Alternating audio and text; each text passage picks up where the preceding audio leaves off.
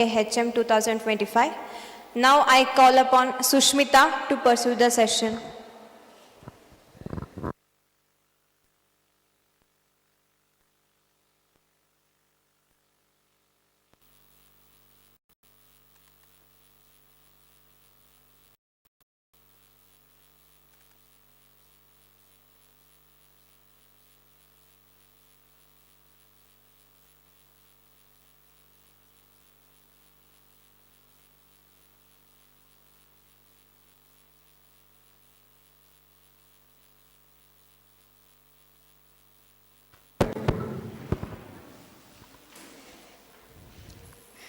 Good afternoon, everyone. It's our immense pleasure to introduce next session chair, Dr. B. Chalavraju sir, Department of Mathematics, Bangalore University. Sir has completed MSc and PhD from University of Mysore. Sir's research areas include combinatorics and graph theory, complexity theory. Sir has published 154 both national and international reputed journals. Sir has guided 14 PhD students, 4 MPhil students, and currently 4 PhD students are working. Sir has been awarded Best Innovative and Interdisciplinary Researchers, Karnataka State Higher Education Council, Government of Karnataka, Bangalore in the year 2013. Sir has actively participated in 79 conferences. With this brief introduction, I have welcomed Dr. B. Chalavraju sir to this conference, and also I would like to request him chair this session. Please, sir.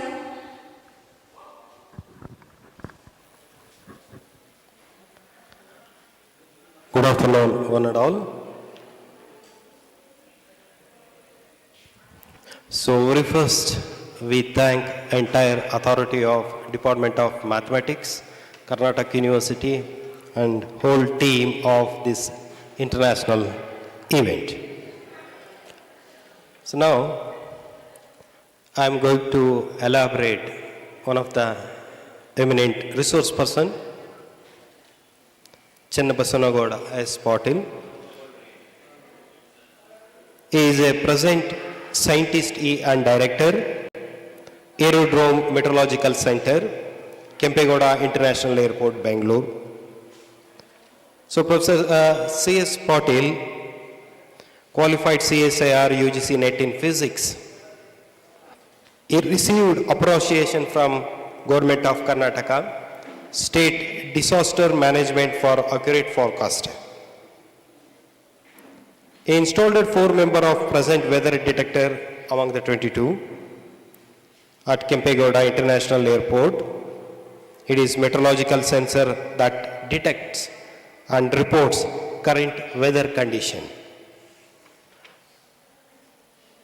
His vast teaching experience include, in beginning, he served in JSS College, Dharwad, SDM College, and is cleared UPSC in 2002 and joined Indian Meteorological Department, Pune, and then Ministry of Science and Technology, Government of India in 2002. So, Professor C.S. Patil has a tremendous record of academic membership in different societies. He is a life member of Indian Meteorological Society, life member of Association of Agro-Meteorologists, as one of the member to identify site for installation of radar and participated in several meetings on land identification for the installation of C-band Doppler weather radar. He is also DCCA carried out in the Surveillance Inspection Committee. He is the committee member of many prestigious academic in public domain as well as government sectors. He has successfully completed many postgraduate project work. The many innovative content of his work done, particularly satellite imaginaries and many other weather related predictions. He has published many research publications in national and international reputes. He has many training imparted at various institute. It's in government and non-government organization. Sir, on behalf of Department of Mathematics, Karnatak University and the whole authority, we welcome you, and so over to you to listen a special talk, weather system and forecasting with special emphasis on thunderstorms. So I heartily welcome to Professor C.S. Patil. Sir, please, sir.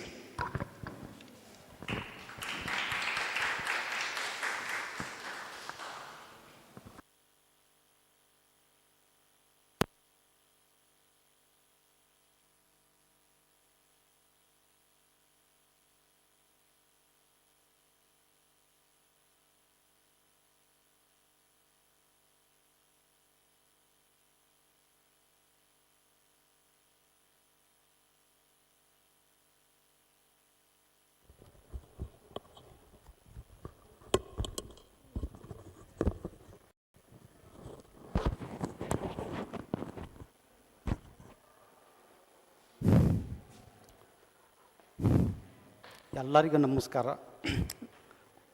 Good evening everybody. Honorable Vice Chancellor of this Karnataka University Dharwad, respected Chairman Professor Shiral Shetty Saab, Dr. Hanamgoda Patil and Avte Saab, and retired eminent professors, students and friends. I like to brief about the weather system and forecasting, and I like to emphasize on how thunderstorms are forming and how we can predict very well. Recently, you have observed many extreme events recently. For example, in Tamil Nadu witnessed major flooding in 2015. In 2015, first week of December, I was posted in Chennai airport. Due to low pressure over southwest Bay of Bengal, Tamil Nadu and Andhra Pradesh coast, it gave heavy rainfall, and entire Chennai and neighboring was flooded. Airport was flooded, and water level raised up to 8 to 9 feet height, and flights were suspended for a week. Electric and communication cables, everything was cut off. This is my personal experience. And Kodagu also experienced flooding with landslide in 2018. Recently, Kerala also experienced severe landsliding. See, not only landsliding, it is many infrastructure was damaged.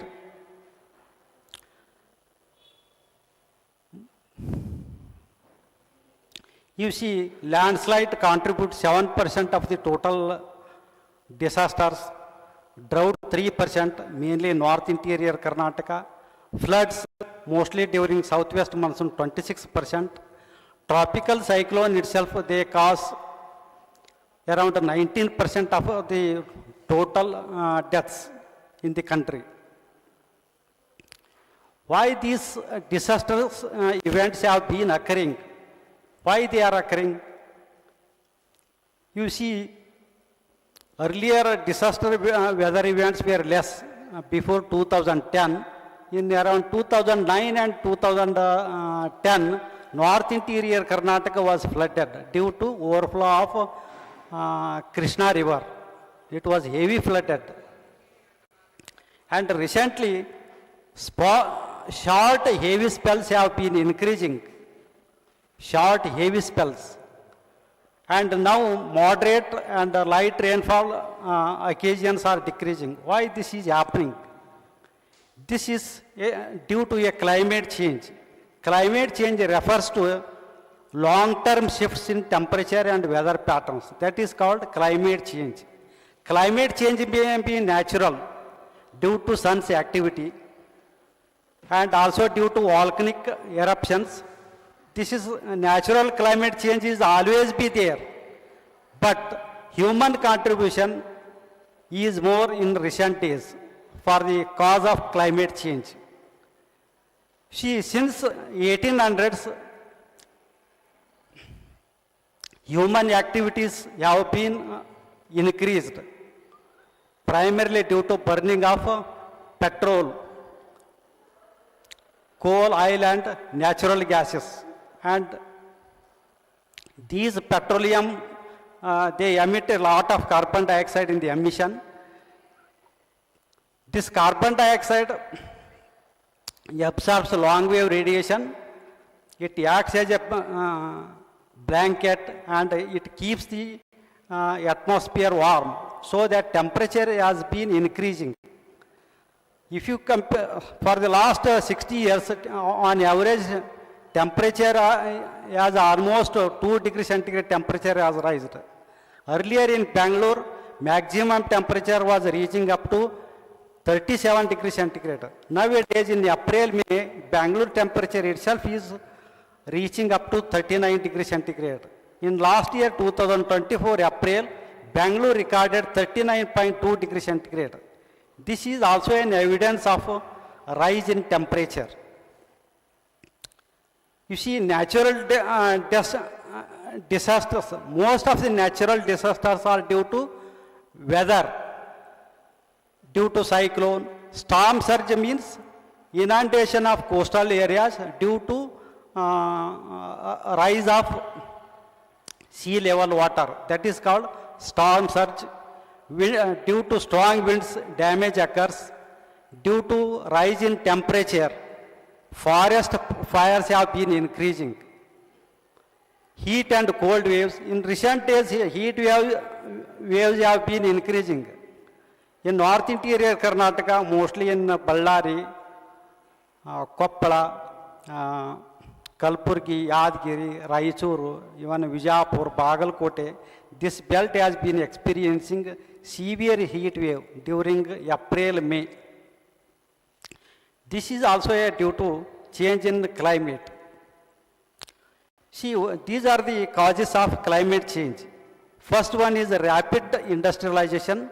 Second one is we are using more energy in all the activities because automation has been increased. Manual work has decreased. This is one of the reasons. Everywhere energy is required nowadays. Agricultural practices, and we are growing more rice, it emits more carbon monoxide. Carbon monoxide is also a main greenhouse gas.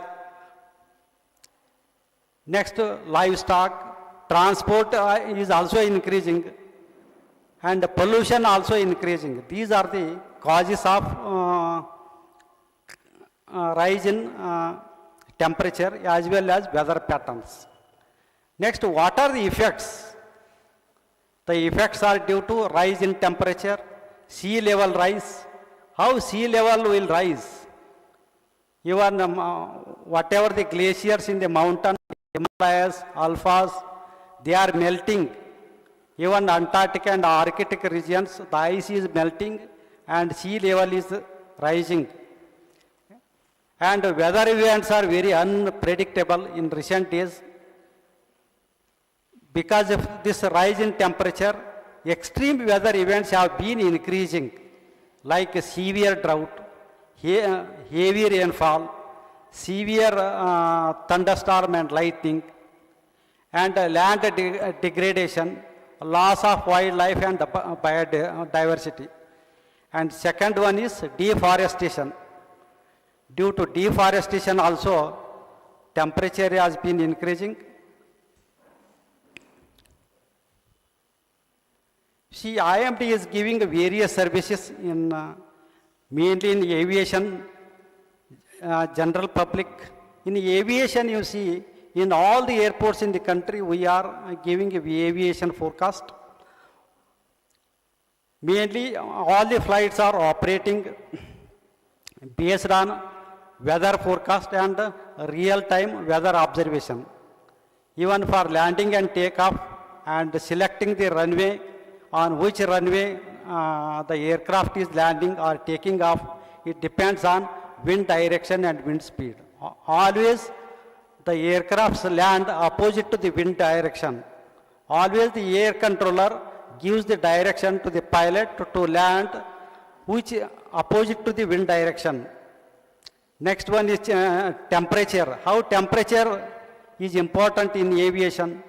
For as the temperature increases, air density will decrease. As air density decreases means lifting also decreases. For that he has to reduce the fuel, he has to reduce the passengers also. Next one is he has to see the visibility. In Delhi and in northern part of the country, in December, January, February, they are experiencing severe poor visibility. In poor visibility, pilot cannot see the runway so that he cannot land it. Visibility is also an important factor for landing, and low level clouds. Sometimes low level clouds will obstruct visibility, he cannot land. Next one is thunderstorm. He has to see if there is a thunderstorm over the airport, he cannot land and take off. Because thunderstorm gives a lot of turbulence, severe icing, and variation of wind in the airfield. Next one is general public. We are giving agriculture. In agriculture, where we are giving, for agriculture, we are giving 7-day forecast for rainfall, temperature, wind direction, wind speed, etc. See, farmer is using our forecast for various farm operations like sowing, harvesting, fertilizer application, and irrigation. Next one is defense. We are using imparting forecast for defense like Indian Air Force, Navy, and we are also exchanging data with Air Force. And water resources means to control the flooding, to flow of water from the dam. They are using our forecast and real-time data. And environment, air pollution also, shipping and fisheries. In severe weather like low pressure, depression and cyclone, the way the sea conditions are very rough. In that case, we are advising the farmers, all fisheries, not to venture into the sea. And space, for satellite launching, we are giving forecast. And next, petroleum, urban development. For urban planning also, we are giving forecast. Climate, disaster management, non-conventional renewable energy like wind energy, solar energy, we are giving the data, and for tourists we are giving the forecast. These are the main users of India Meteorological Department. See how we are giving forecast. First we have to identify the weather systems. First we have to identify the weather systems. Mainly in winter season, western disturbance is dominant over North India, Jammu, Kashmir, Uttar Pradesh and other areas. These are called western disturbance. After the passing of western disturbance, fog is occurring. Next one in pre-monsoon means April, May, March, April, May, we are giving heat wave conditions, and thunderstorms are very dominant in pre-monsoon season. And monsoon season, flooding is more. Mainly over northeast India like Assam, Bihar, Uttar Pradesh, West Bengal, they are very flood prone areas. And northeast monsoon mainly prevails over southern part of the country. How these weather systems are classified? You see, you have heard about El Nino and La Nino. These are global scale systems. They persist for 6 months to 1 year, El Nino and La Nino.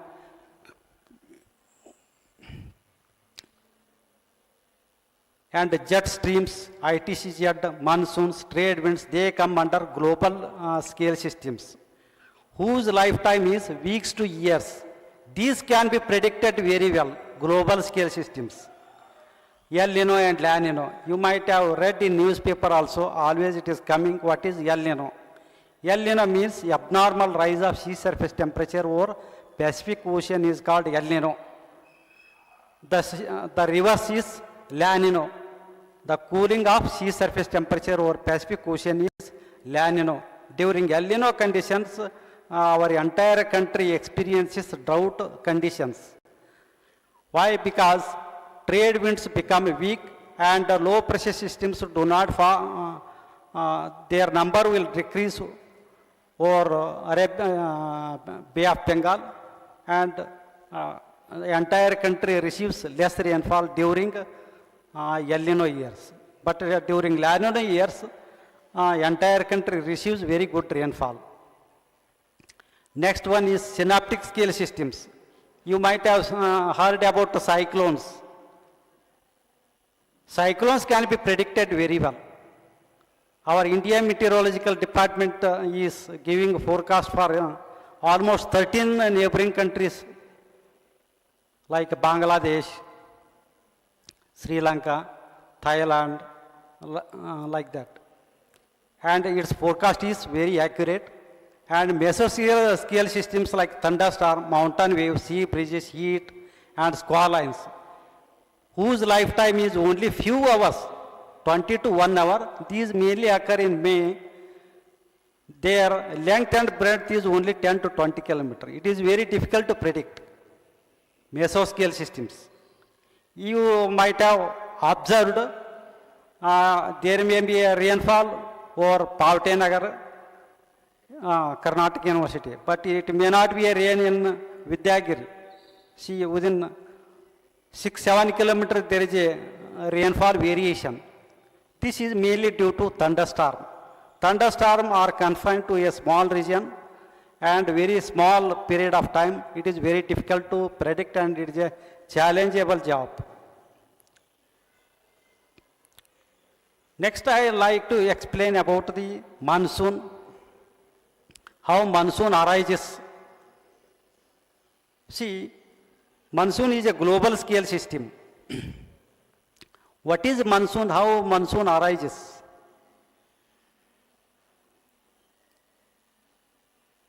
Due to apparent sun movement in north and southern hemisphere, if the sun moves towards the northern hemisphere,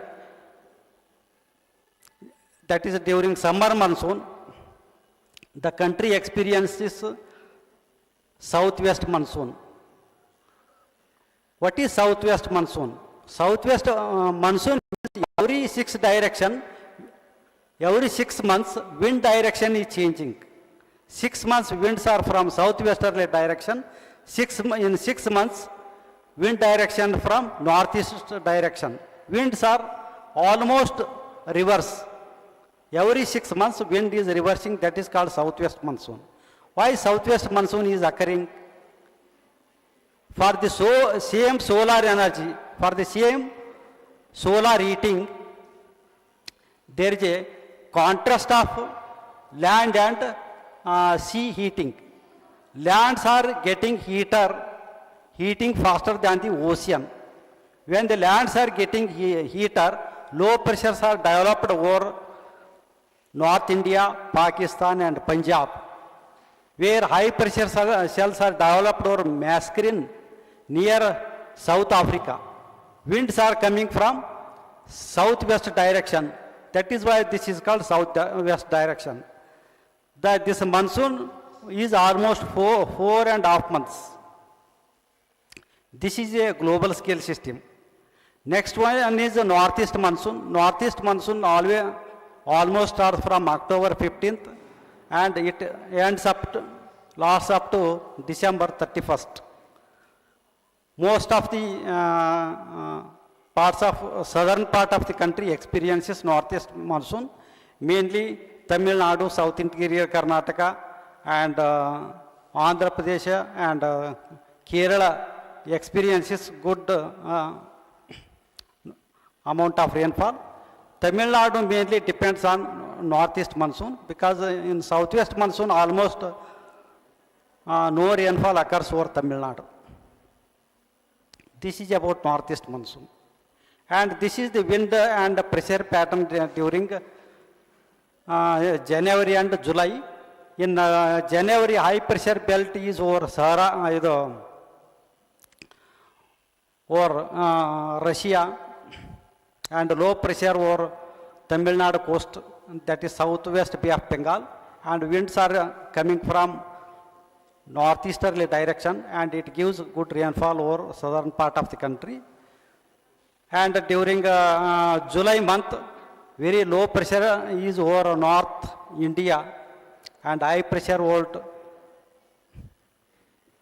Indian Ocean, and winds are moving from high pressure to low pressure cell.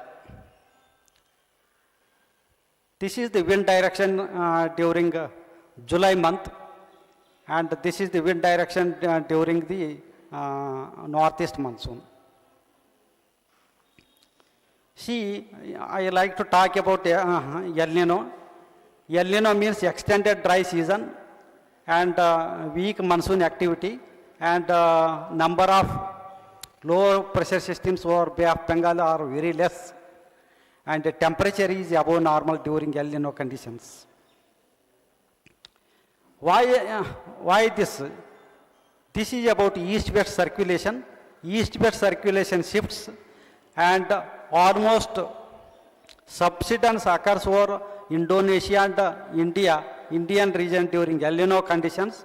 Therefore, very less number of low pressure systems develop over Indian region during El Nino conditions. In La Nina conditions, in Indonesia and Bay of Bengal, they are very active, and there is a ascending branch, and it gives a low number of low pressure systems over Bay of Bengal increase during the La Nina conditions. There, in this condition, the entire country almost receives very good rainfall during La Nina conditions. This is the east-west circulation that is occurring during La Nina and El Nino conditions. You see, whenever we have classified the low pressure systems based on their intensity and the associated wind speed also. If there is a low pressure system that is associated with 31 km per hour wind speed, depression 31 to 51 km, when we declare cyclone, we are measuring the wind speed is around 64 km per hour during cyclone. Then based on their wind direction, we are declaring severe cyclone, very severe cyclone, and super cyclone. In super cyclone, almost 240 km per hour wind speed is there. See what is the mechanism of rainfall? How in northern hemisphere, if the wind is in anti-clockwise direction at the surface level, anti-clockwise direction in the surface level, it lifts the moisture. If it lifts the moisture, that is called cyclonic circulation. If that is called wind is confluencing, wind is converging. Same opposite is anti-cyclonic flow. If the winds are diverging at the lower, at the surface level, and that is called anticyclone. During anticyclone, the sky is blue sky. Sky is clear, no rainfall is expected. But during cyclonic flow, there is always a cloud associated with cyclonic flow. And we can expect some rain and bad weather also during cyclonic flow. You see, this is the mechanism how during a low pressure system, how winds are circulating. Winds are circulating in anti-clockwise direction. We are identifying these systems in our wind analysis data. High pressure cell is associated with divergent flow. This low pressure system is convergent flow. This comes in continuity equation in the fluid mechanics. This is the cyclone you see. When the land is heated, pressure is reducing. When the pressure reduces, air is tend to descend. When the air is tend to descend, what happens? As you go with height, the temperature drops almost 6 degrees centigrade for every 1 kilometer. You might have seen Himalaya and other hilly areas. They are covered with ice. Why they are covered with ice? Every 1 kilometer, 6 degrees centigrade temperature is falling. See, over Dharwad, if you go around 4.5 kilometer, you will reach 0 degrees Celsius. Flights are moving at 12 kilometer. What is its ambient temperature? Ambient temperature is almost minus 40 degrees centigrade. Flight is flying at minus 40 degrees centigrade. You may not be knowing this because they kept the air condition in that level, and pressure is also less in that. They are maintaining pressure and temperature in the flight. This is in anticyclone. Suppose in March, April, we are analyzing their data. We come to know that there is an anticyclone over Maharashtra and Madhya Pradesh. We come to know that no rainfall may be expected over north interior Karnataka. Based on this analysis only. This is the low, this is the high. In winter season, sky is clear. It is always associated with high pressure. In high pressure cell only, this fog will occur. When the air is stable, that is called stable air. In high pressure cell, fog occurs only during high pressure cell. Fog does not form in monsoon. Fog never occurs.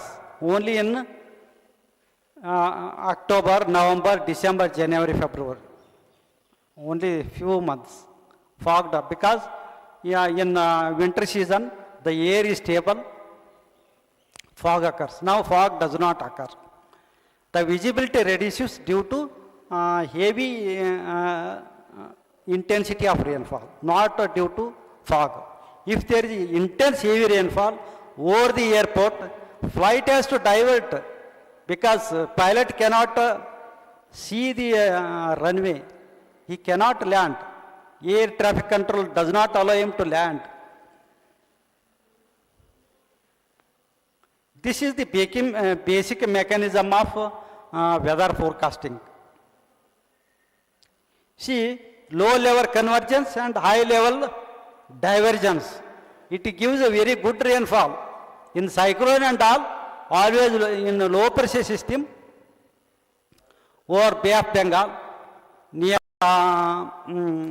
you see Andhra and Orissa coast, and if you go up to 7.6 kilometer and above, wind is diverging. It is going away. Wind is converging at the lower level. This is the structure of the cyclone. When there is a high pressure, wind is diverging at the lower side and converging at the higher side. If you see the wave, we are studying about easterly waves during December, January, February. Most of the southern part of the country experiences rainfall during easterly waves.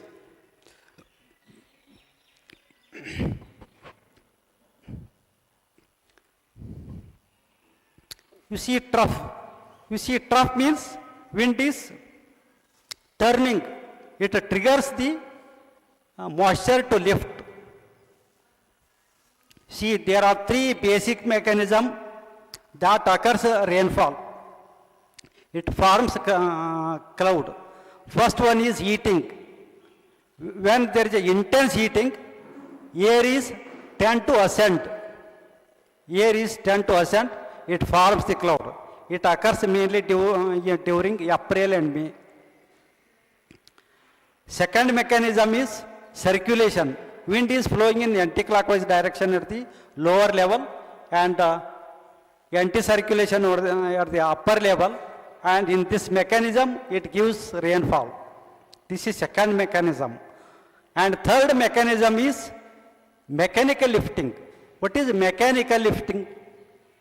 You see, Shivamogga, Chikkamangaluru, Hassan, Kodagu, even Khanapur in the Belgaum district, they give very good rainfall during strong westerly or southwesterly winds. Why it is giving? The air is forced to ascend. It is a mechanical lifting. It gives a air is lifted mechanically and it gives a very good precipitation. Agumpe, you see, it receives almost 760 centimeter rainfall annually because of this only. These are the basic mechanisms of weather prediction. This is shear zone. Here winds are in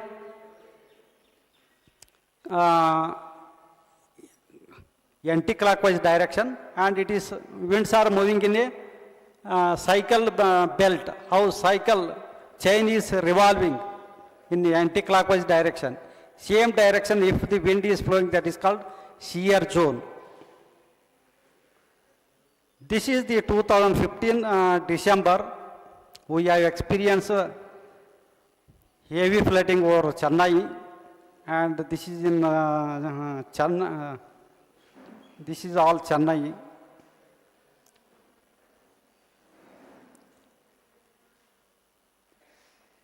Next, I like to go to what is cyclone, how cyclone occurs.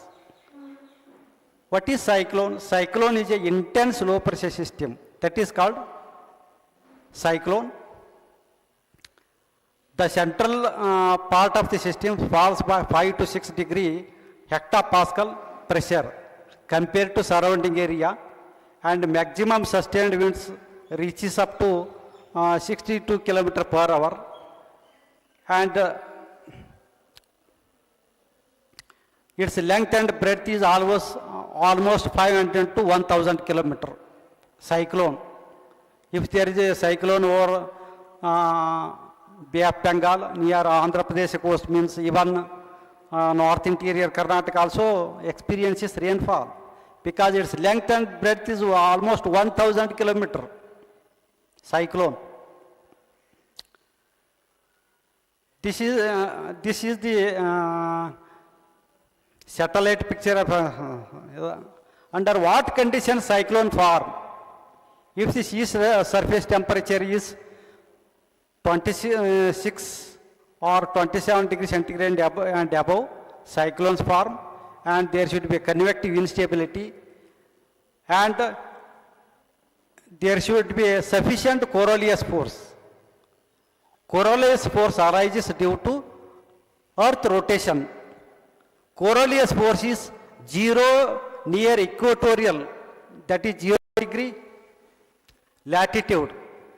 In between 5 degree south to 5 degree north latitude, almost no cyclone form because Coriolis force does not support it.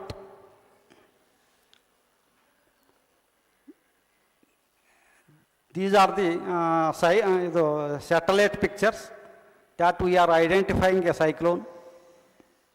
This is the structure of the cyclone. You see,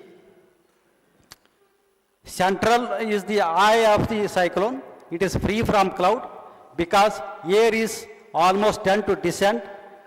It is around 50 kilometer diameter eye.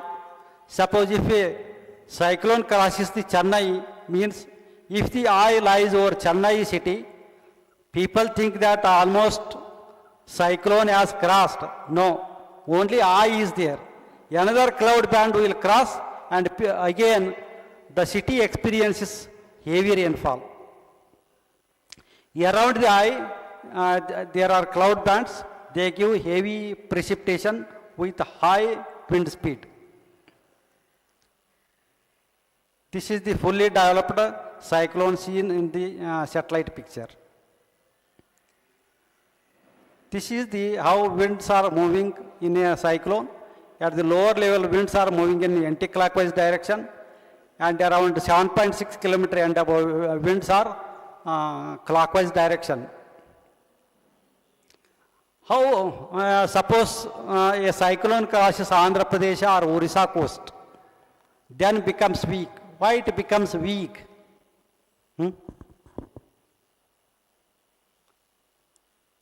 Cyclone needs moisture, vapor.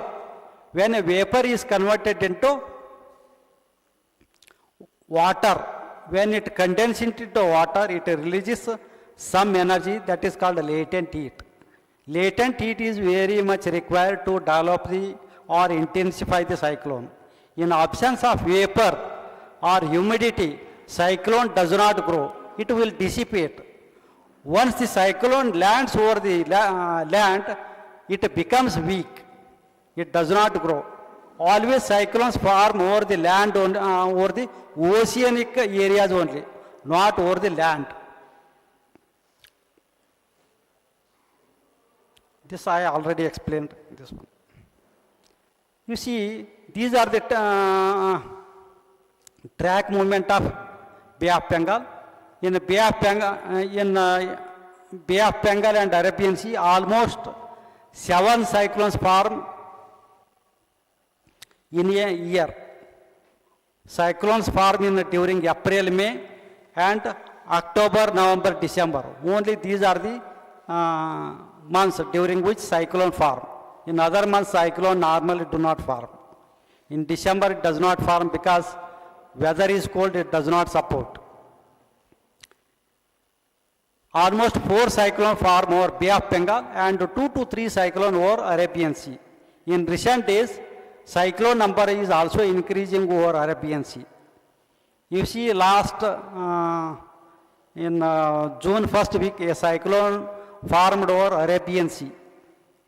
It brought a very good amount of rainfall over coastal Karnataka, even Kerala, Karnataka, Maharashtra, and Mumbai and Mahabaleshwar, and all areas are flooded heavily, and there was a loss of life and property.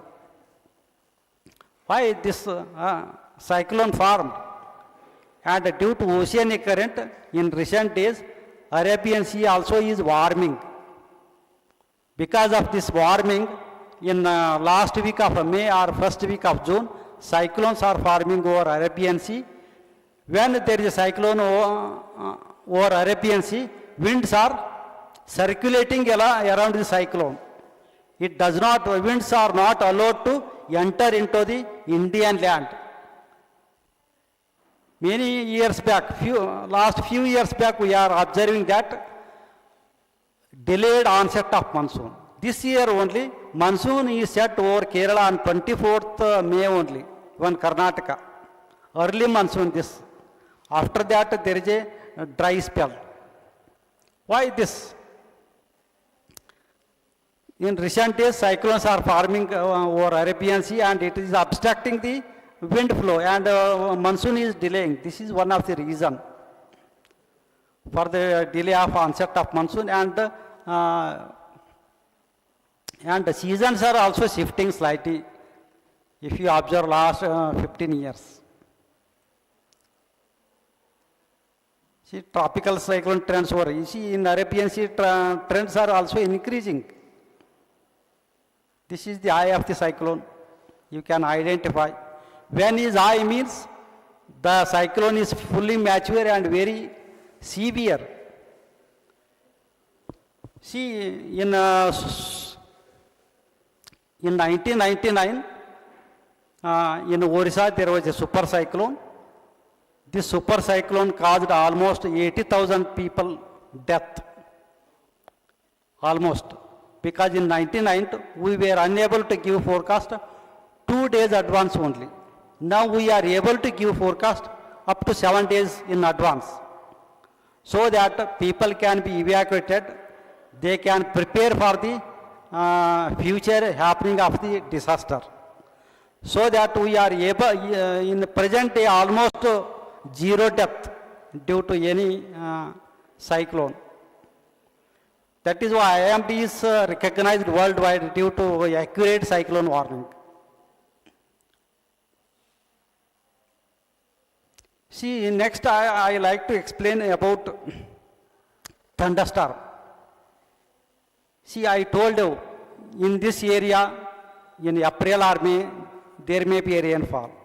If you go away from this area around 10 to 15 kilometers, there may not be any rain, because this thunderstorm cell will develop in the length and breadth of 10 to 20 kilometers, and their lifetime is only 1 to 2 hours only. Their lifetime is also short. Therefore, whenever I give forecast for Dharwad, in some areas it might have rained. It may not be uniform everywhere. It might have rained. This is about thunderstorm. What is thunderstorm? You see, thunderstorm develops up to tropopause height. Around 18 kilometer height it will develop, and whose base is around 1 kilometer. See, its thickness is around 15 to 16 kilometer thickness. This thunderstorm is very hazardous. In the initial stage, it grows in a cumulus cloud. Later on, it becomes a mature stage. In cumulus clouds, winds are in the ascending direction. Winds are moving in the upward direction. When it attains a mature stage, both ascending and descending branches are simultaneously occurring in the mature state. When ascending starts, that the precipitation starts, rainfall starts to occur, then this thunderstorm will dissipate. When it is dissipating, or during a drought, its wind speed is very high. Sometimes it is reaching up to 250 km per hour. Under these conditions, you might have seen in April, May, it uproots the trees, it uproots the electric cables, it uproots kacha houses. This is a severe weather. And during a thunderstorm, a pilot cannot land and take off also. He has to delay it.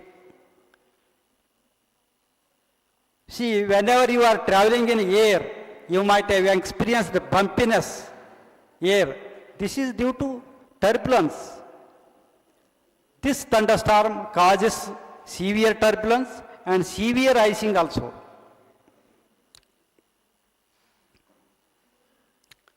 See, its lifetime is very short, but it is very dangerous, and it produces flash floods. If there is a rainfall due to a thunderstorm in Bangalore, almost many parts of the city are flooded. And lightning also. Lightning is very severe.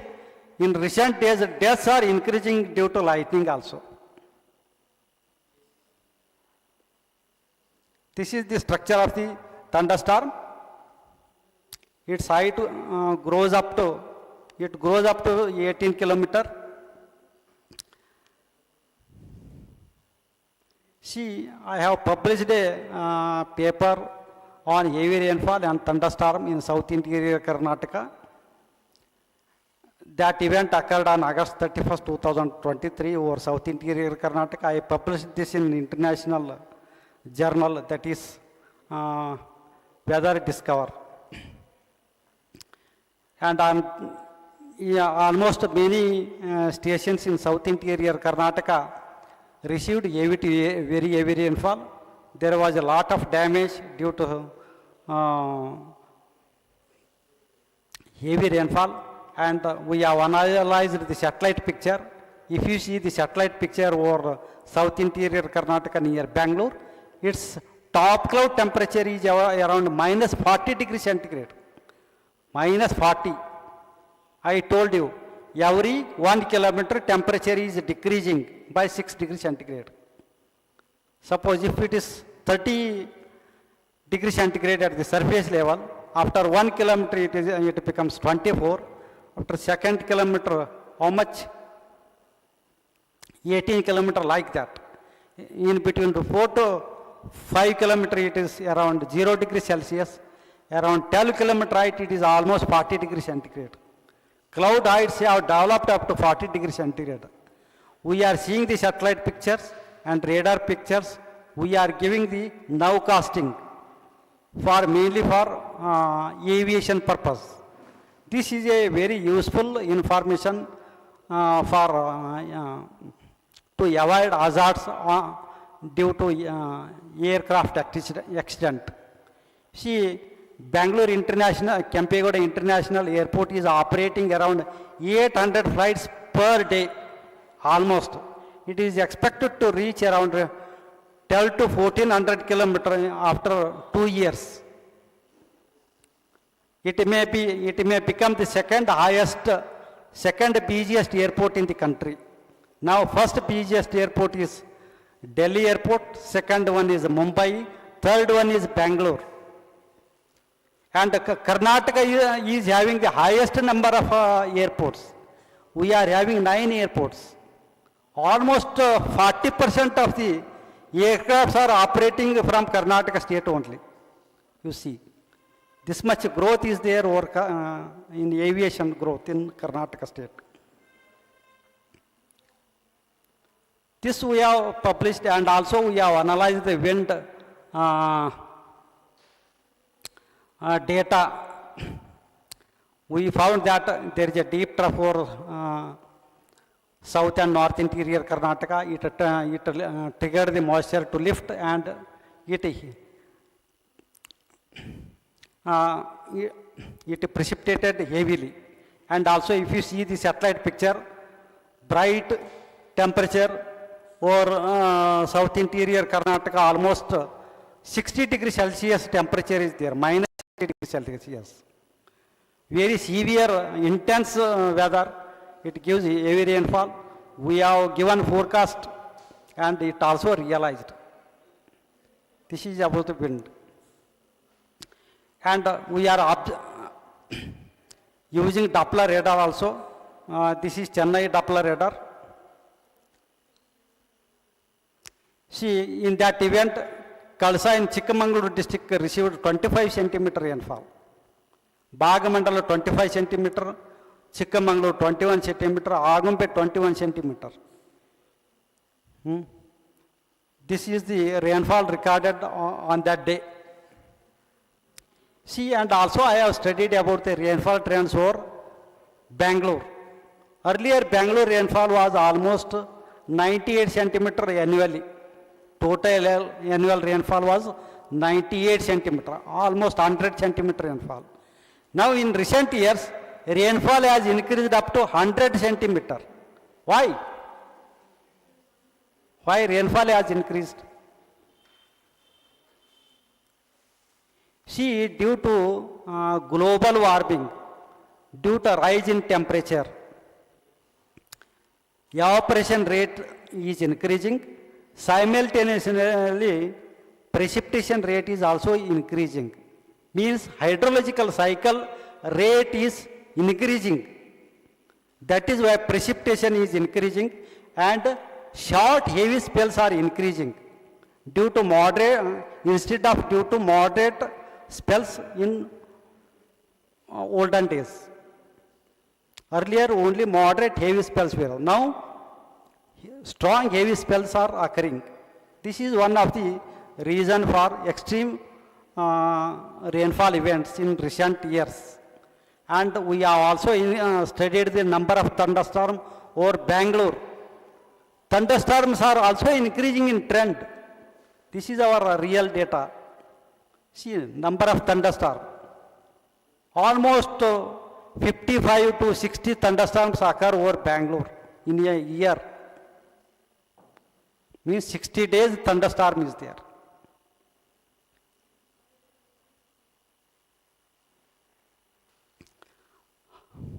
This is thunderstorm increasing. How to take precautions during thunderstorm, that is lightning and thunder. When do we tell that it is a thunderstorm? When a cumulonimbus cloud or well-developed cumulonimbus cloud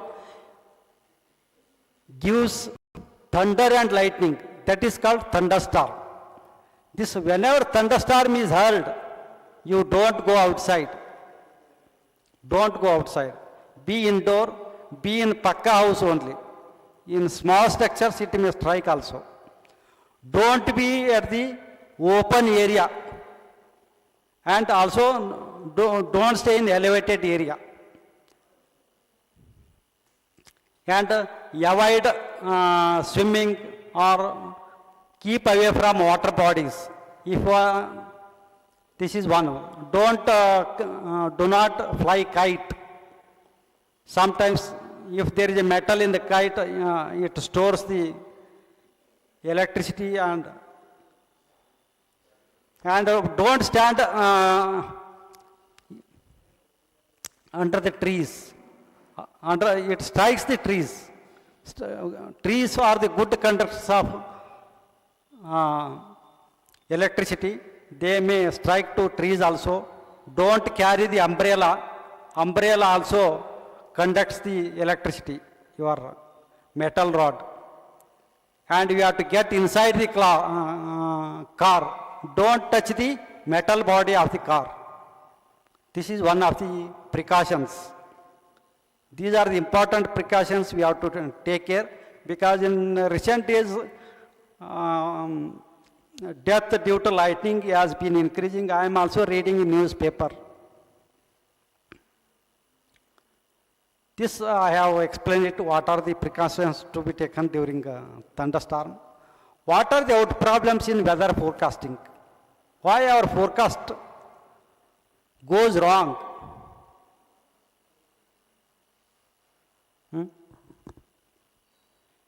See, I have explained about global scale systems and synaptic scale systems. Global scale systems and synaptic scale systems like cyclone, low pressure systems, El Nino, La Nino can be predicted very well. But thunderstorm is difficult to predict, because thunderstorms are very small in size. Their dimensions are small and lifetime is also small. This is one of the reasons. Second one is Coriolis force. This rotational force is small and near a equator, 0 to 5 degree later, north and south latitude, almost zero Coriolis force is there. Even in the tropics, Coriolis force is very less. Wind fields are weak. Pressure gradient is very small. And systems are rapidly developing. And sunshine is also more in the tropics. This is one of the reasons. And there is no periodicity in tropics.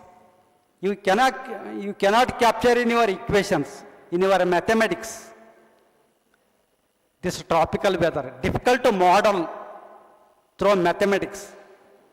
But in extratropical region, you can predict very well, because they are moving in a periodic way.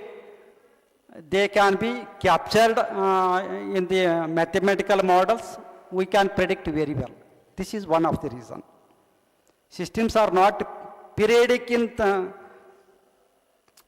tropics. That is also one of the reasons. Due to solar intense heating, time scales are varying. That is also one of the reasons. And the climate linkages. See, suppose if you start Bangalore to Dharwad by a train, you can estimate at what time you may reach Uppally, at what time you may reach Davangere and all. This is a linear equation. It is very well predicted. If there is a two dimension, difficult to predict. See, weather depends on many number of variables.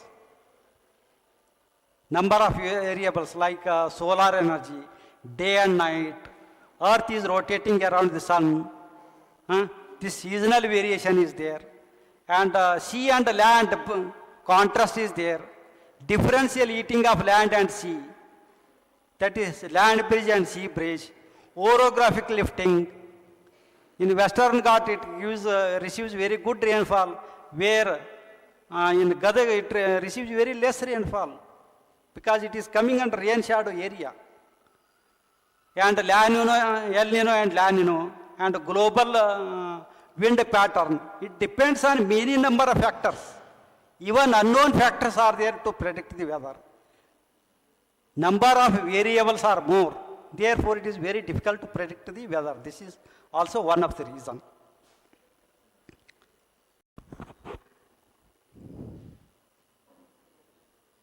Next one is, okay, these are the outstanding problems. Second one is,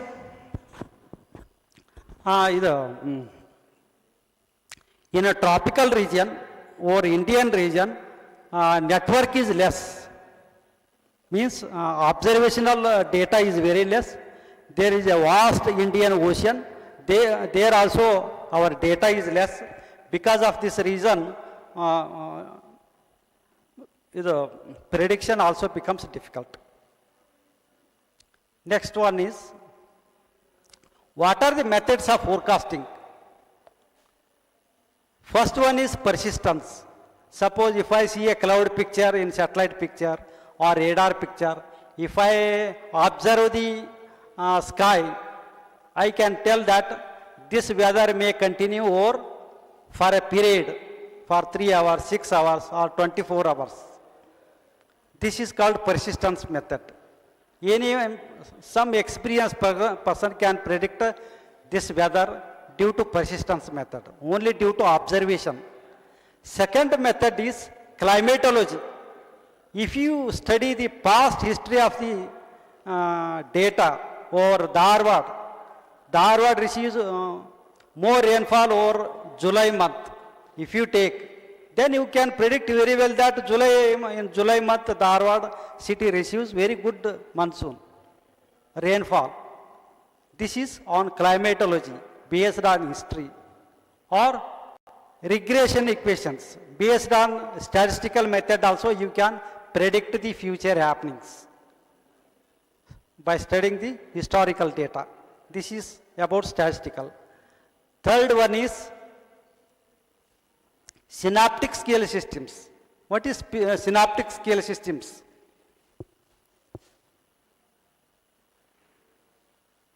You see, this I took from Thailand Meteorological Department. See the Indian map. L is written there, or Orissa or West Bengal, low pressure. And also low pressure system is over Afghanistan and Pakistan. And there is a trough over Indo-Gangetic belt over Punjab, Delhi, Uttar Pradesh, Bihar, West Bengal. There is a deep trough. In this belt, it receives a good rainfall. I can predict using this chart. This is called synaptic scale system. Synaptic scale systems can be predicted very well before 2 days. When I joined the department in 2002, we were using this method. Still we are using it to validate the numerical weather prediction models. Up to 2 days we were able to give forecast in 2002. Now we are able to give 7 days in advance with the help of supercomputers. we are running the models, mathematical models, we are giving the forecast. That is called numerical weather prediction models. Numerical weather prediction models are nothing but the mathematical equations which govern the atmosphere. They are the gas laws, thermodynamic equations, and continuity equations. See, this is the numerical weather prediction model. Same model, if you by hand also, if you draw, you can come to conclusion, but you can run up to 7 days. Beyond 7 days, as the day increases, its forecast accuracy will decrease. Up to 7 days, you can use this forecast. Beyond 7 days, its accuracy will decrease using numerical weather prediction models. This is a numerical weather prediction model. This is the computer run output chart. See, simultaneously, if you see the satellite picture, there is a lot of cloud over Orissa, Bangladesh, Chhattisgarh, Bihar correspondingly. You can tally it. This is the midday. Thank you.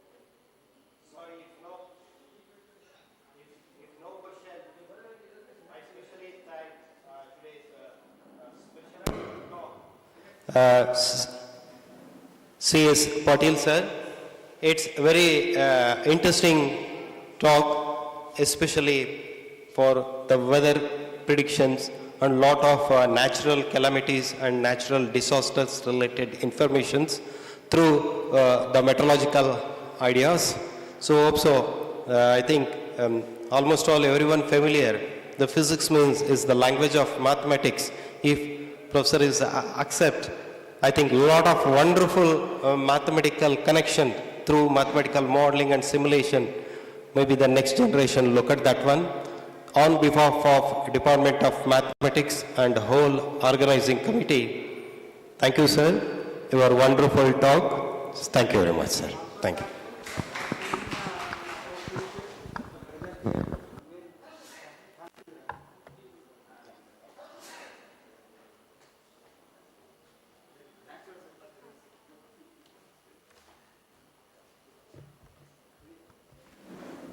Thank you, sir, for chairing the session. I extend my heartfelt gratitude to all the speakers, session chairs and session anchors, also to the participants for attending all the sessions patiently. And I finally thank Department of Mathematics for giving me this opportunity to anchor the sessions. Now it's a tea break after 15 minutes.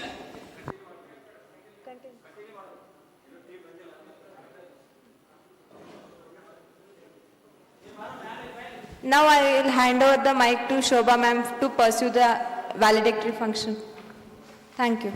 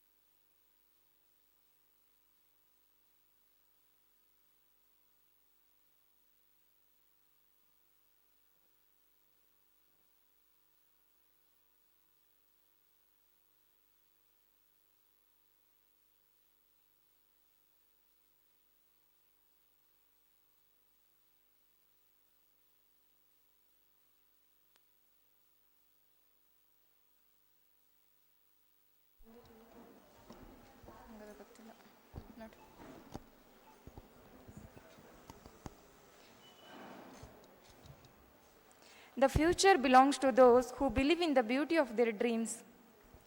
A very good evening to all the dignitaries on the dais, respected teachers, resource persons, research scholars, participants, and my dear friends.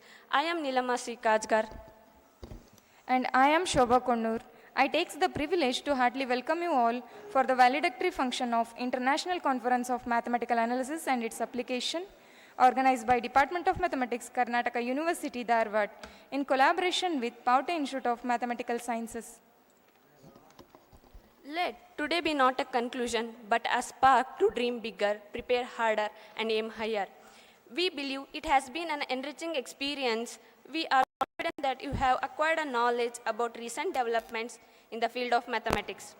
We encourage you to continue learning and explore yourselves to this divine subject. Prayer has the power to bring clarity, calmness, and positivity to our minds and hearts. It is the way to express gratitude and seek guidance from the Almighty. So, I call upon Srushti Kulkarni for the invocation song.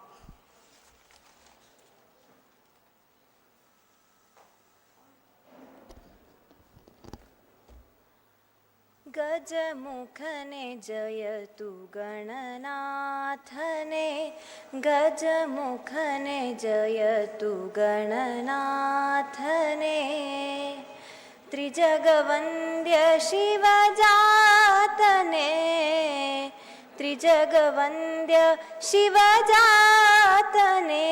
गजमुखने जयतु गणनाथने गजमुखने जयतु गणनाथने सिद्धिविनायक बुद्धिप्रदायक सिद्धिविनायक बुद्धिप्रदायक सिद्धपुराणने पूजने सिद्धपुराणने पूजने गजमुखने जयतु गणनाथने गजमुखने जयतु गणनाथने शेषोवरधर पाशाङ्कुशधर शेषोवरधर पाशाङ्कुशधर नाशरहित रवितेजने नाशरहित रवितेजने गजमुखने जयतु गणनाथने गजमुखने जयतु गणनाथने त्रिजगवन्द्य शिवजातने गजमुखने जयतु गजमुखने जयतु गजमुखने जयतु गणनाथने. Thank you.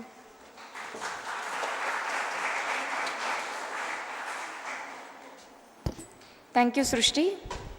For every Indian, nation should be first. Patriotism is a deep love, loyalty, and devotion towards one's country. Patriotism is not waving in a flag, but in sacrificing one's life for the motherland. Being patriotic means it's a lifetime dedication. Now I call upon Sarvamangala for the patriotic song.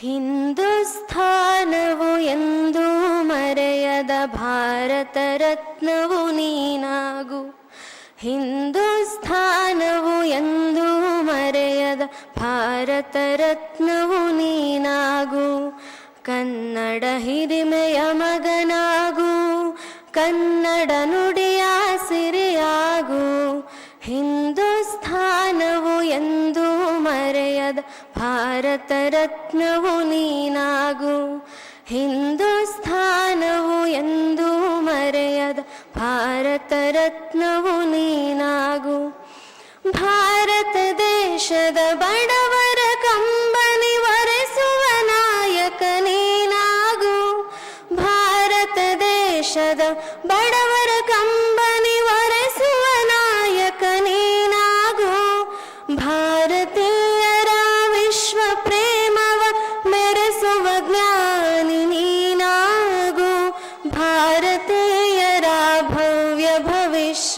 ಬೆಳಗುವ ವಿಜ್ಞಾನಿ ನೀನಾಗು, ಬೆಳಗುವ ವಿಜ್ಞಾನಿ ನೀನಾಗು. ಹಿಂದೂಸ್ಥಾನವು ಎಂದೂ ಮರೆಯದ ಭಾರತ ರತ್ನವು ನೀನಾಗು, ಹಿಂದೂಸ್ಥಾನವು ಎಂದೂ ಮರೆಯದ ಭಾರತ ರತ್ನವು ನೀನಾಗು. ಭೂಮಂಡಲದ ಹಾಹಾಕಾರವ ನೀಗುವ ಶಕ್ತಿಯು ನೀನಾಗು, ಭೂಮಂಡಲದ ಹಾಹಾಕಾರವ ನೀಗುವ ಶಕ್ತಿಯು ನೀನಾಗು.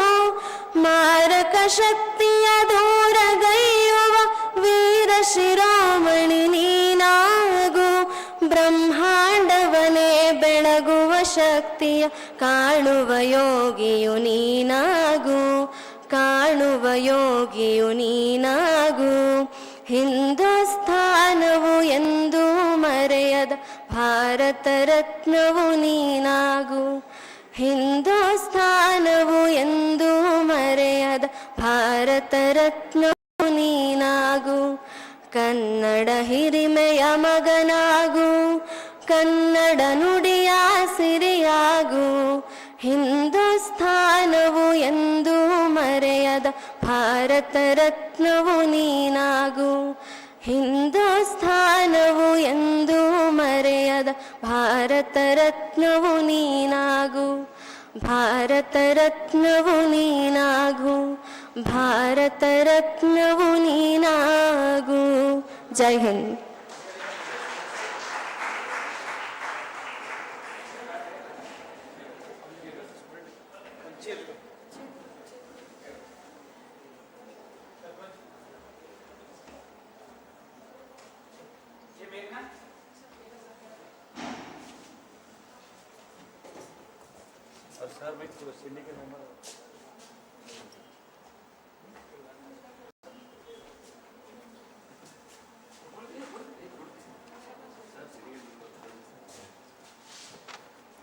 Thank you, Sarvamangala.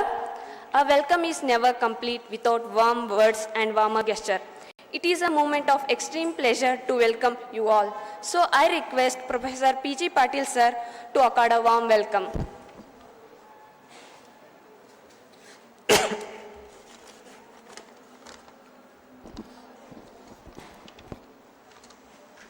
Good evening to all of you.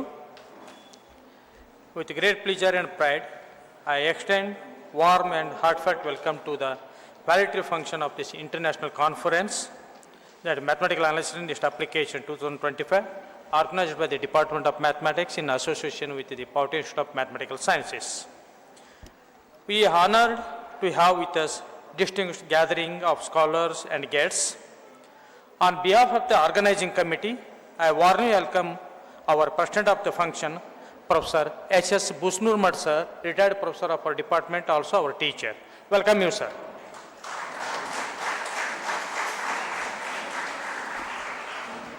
I also take this opportunity to welcome our esteemed chief guests, Sri Channabasangoda S. Patil, Scientist and Director, Aerodrome Meteorological Office, India Meteorological Department, Government of India. Welcome you, sir. Also, I take this opportunity to welcome our Finance Officer, Professor Krishnamurthy sir. I welcome you, sir. Heartily welcome. I also welcome our guest of honors, Professor Chelvaraj B., Professor, Department of Mathematics, Bangalore University, Dhanabharti Campus, Bangalore. And also welcome Professor Ishwanath B. Auti, Professor, Department of Mathematics, Rani Channamma University, Belagavi. I also welcome Professor Mallikarjun Patil, Professor of Mathematics, Tumkur University, Tumkur. I heartily welcome Professor David, Director, PMEB, Karnatak University, Dharwad. Welcome. I heartily welcome Professor R.F. Bajantri, Director, PM Usha Quad. Welcome, sir. And I also welcome our syndicate member, Professor Hullan, our sir. Welcome you, sir. I welcome the conference chair, Professor S.C. Siraj Secretary, to this event. Welcome you, sir. And also I welcome the organizing secretary, Professor H.S. Ramane, Welcome. Also welcome organizing committee members, all the staff members, non-teaching staff of the Department of Mathematics and Karnatak University Dharwad to this event. A special welcome to all the participants, delegates, research scholars and academicians who contributed richly through their presence and presentations. Your engagement has made this conference intellectually stimulating and memorable. I hope you all enjoyed this conference. Let us move forward to celebrate the successful conclusion of this academic journey. I once again welcome you all to this valedictory function. Thank you one and all.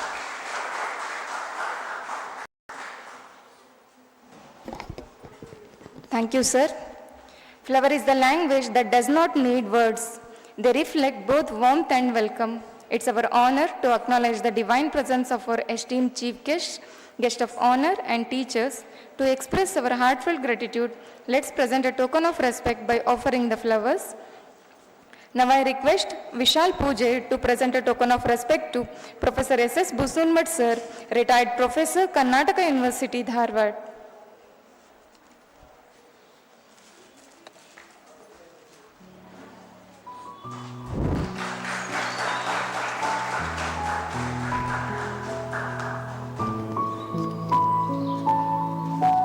Thank you, Vishal. Now I request Abhishek Sangolli to present a token of respect to Shri Channabasanagoda sir, Scientist E and Director Aerodrome Meteorological Center, Bangalore. Thank you, Abhishek. Now I request Lakshmi Shegde to present a token of respect to Professor C. Krishnamurthy sir, Finance Officer, Karnataka University, Dharwad. Thank you, Lakshmish. Now I request Manjunath Bajantri to present a token of respect to Professor B. Chelavaraju sir, Senior Professor, Department of Mathematics, Bangalore University, Bangalore. Thank you, Manjunath. Now I request Shushma Shettar to present a token of respect to Professor Vishwanath B. Avti sir, Senior Professor, Department of Mathematics, Rani Channamma University, Belagavi.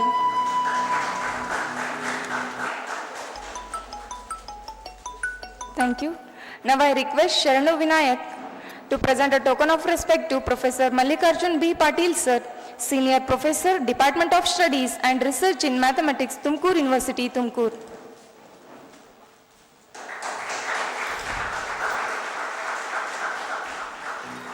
Thank you, Sharanu. Now I request Suresh Lamani to present a token of respect to Professor R.F. Bajantri sir, Nodal Officer, PM Usha, Senior Professor, Department of Physics, Karnataka University, Dharwad.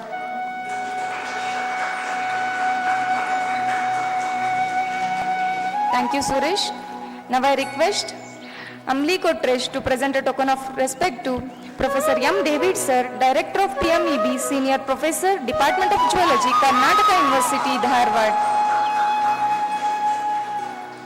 Now I request Shushti Kulkarni to present a token of respect to Professor Mahesh Pullannavar sir, Syndicate Member, Karnataka University, Dharwad.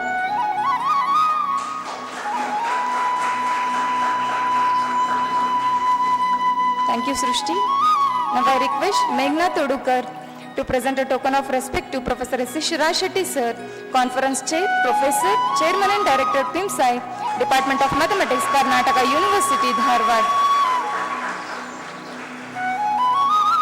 Thank you, Meghna. Now I request Sejal Gaunkar to present a token of respect to Professor H.S. Ramane sir, Organizing Secretary, Director of IQAC, Senior Professor, Department of Mathematics, Karnataka University, Dharwad. Thank you, Sejal. Now I request Govind Gadade to present a token of respect to Professor P.G. Patil sir, Joint Organizing Secretary, Nodal Officer, Information Cell, Professor, Department of Mathematics, Karnataka University, Dharwad.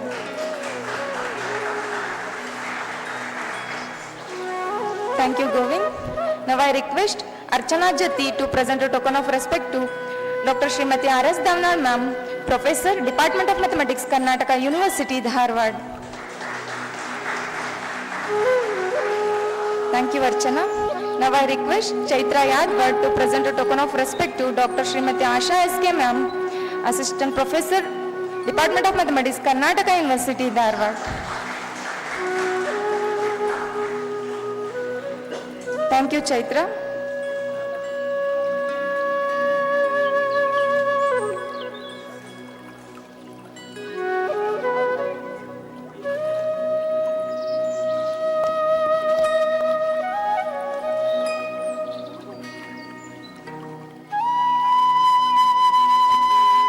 Your presence here is the greatest gift we could ask for. We are delighted to introduce our esteemed guest who has warmly accepted our invitations and gracing us with their presence. Now, I request Dr. Asha S.K. Ma'am to introduce Sri Chanbasangoda Patil sir. Please, ma'am.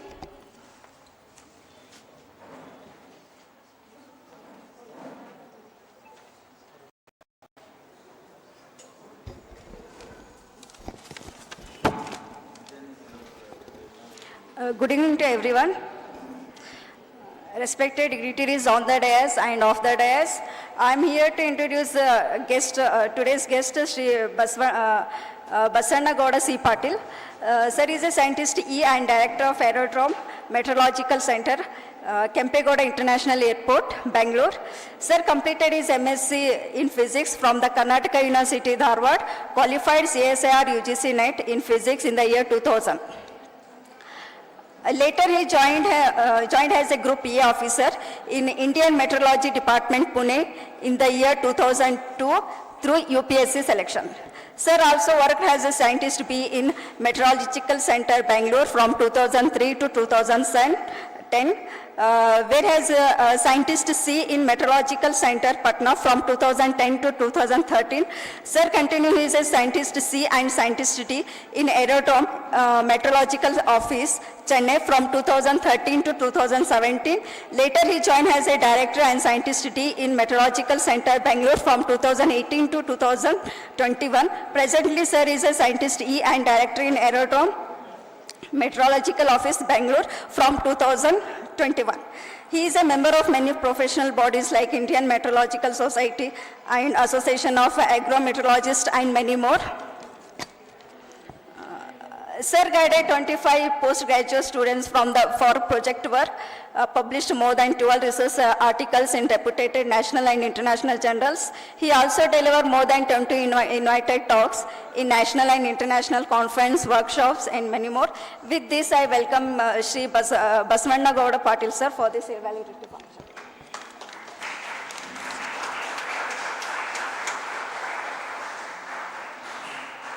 Thank you, ma'am. Now, I request Vinayak Pala sir to introduce Professor C. Krishnamurthy sir. Please, sir.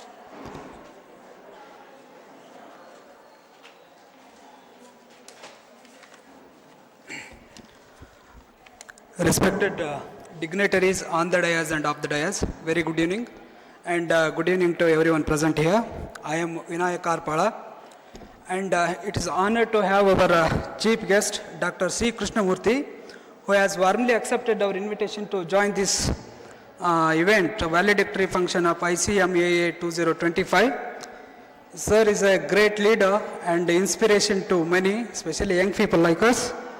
And I would like to take this opportunity to introduce our chief guest, Dr. C. Krishnamurthy, Professor in Department of Library and Information Science, Karnataka University, Dharwad.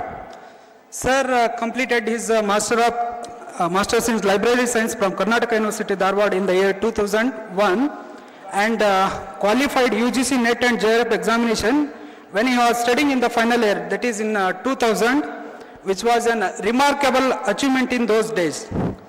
And Professor Krishnamurthy has also worked as a University Assistant Librarian at Mangalore University Library for 1 year from 2002 to 2003 and served as a University Assistant Librarian at Karnataka University PG Center Library, Belgaum, and at Professor S.S. Basanol Library, Karnataka University, Dharwad, for 5 years, 2003 to 2008.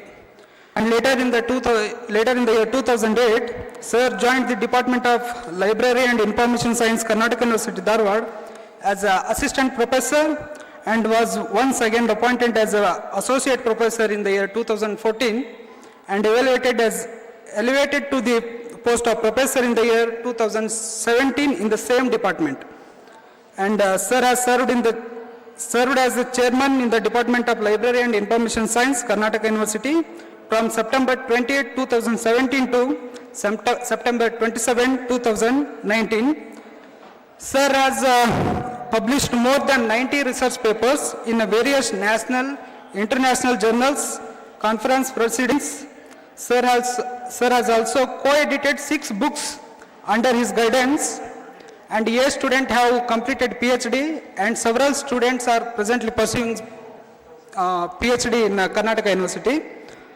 Sir, area of interest include information literacy, academic library system, information processing and retrieval, and public library system.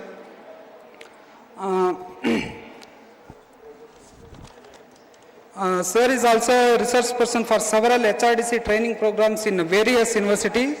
Sir also a member of Board of Examinations, Board of Studies and Selection Committees to several universities, and he is a member of several committees related to administration and academics of Karnataka University, Dharwad.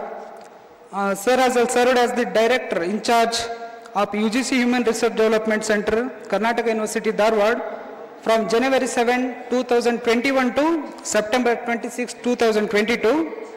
And sir has also held the additional charge of register at Karnataka University, Dharwad, from September 5, 2022 to October 1, 2022. Sir has held the position of Register Evaluation, Karnataka University, Dharwad, from June 6, 2022 to November 9, 2022. Sir is presently serving as the Finance Officer, Karnataka University, Dharwad, since from 20 March 2023. With this brief introduction, once again I heartily welcome you, sir, for this event. And thank you, Vandan.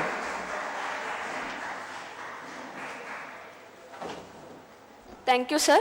Now I request Steffi ma'am to introduce Professor Cheluraju B. sir. Please, ma'am.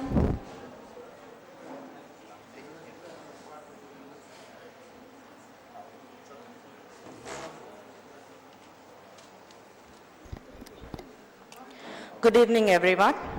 It is my great pleasure to introduce our today's chief guest, Professor B. Cheluraju. He's a famous mathematician and dedicated academician with over 27 years of teaching experience and research experience. Dr. Cheluraju has made significant contributions to the field of mathematics, particularly in graph theory and combinatorics. Sir is a chairman in the Department of Mathematics at Bangalore University. Sir has guided 14 PhD and 4 MPhil students, and 4 are presently working. Sir has published about 154 papers in national and international journals. His work on perfect cake domination graphs has been widely cited, and he has received recognition for his contribution to mathematics. Sir's research interest includes graph theory, combinatorics, mathematical chemistry with applications to COVID-19 treatment and presentation. He has collaborated with international researchers and has been a part of various academic bodies, including the American Mathematical Society. Sir has held various administrative positions, including Nodal Officer, Special Officer, Chairman, Director of Distance Education, Coordinator, and Textbook Review Committee member. Sir has been awarded with Best Innovative and Interdisciplinary Researcher in 2013. His dedication to academic and commitment to excellence have earned with a reputation as a respected leader in his field. Please join me in welcoming Professor B. Cheluraju, sir. We welcome you, sir. Thank you, everyone.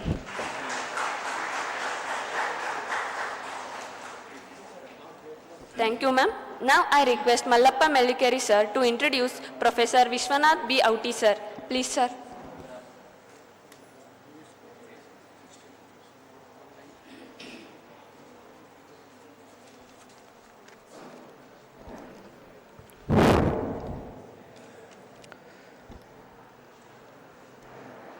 It's my pleasure to introduce today's guest of honor, Professor Vishwanath Baswaraj Avati sir. Sir completed BSc degree from KCP College, Science College, Bijapur. Later MSc degree in mathematics from Karnatak University, Dharwad. Sir completed PhD degree from Karnataka University, Dharwad itself in the year 2003 with the thesis title Numerical and Semi-Numerical Methods for Solving Ordinary and Partial Differential Equation. Also, sir completed UGC major research project of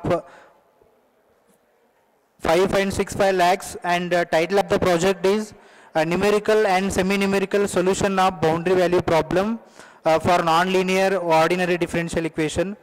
Sir published more than 73 papers in national international reputed journals.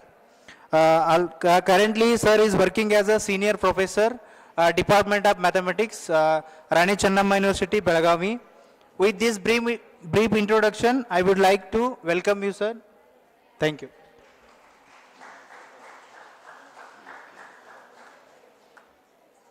Thank you, sir.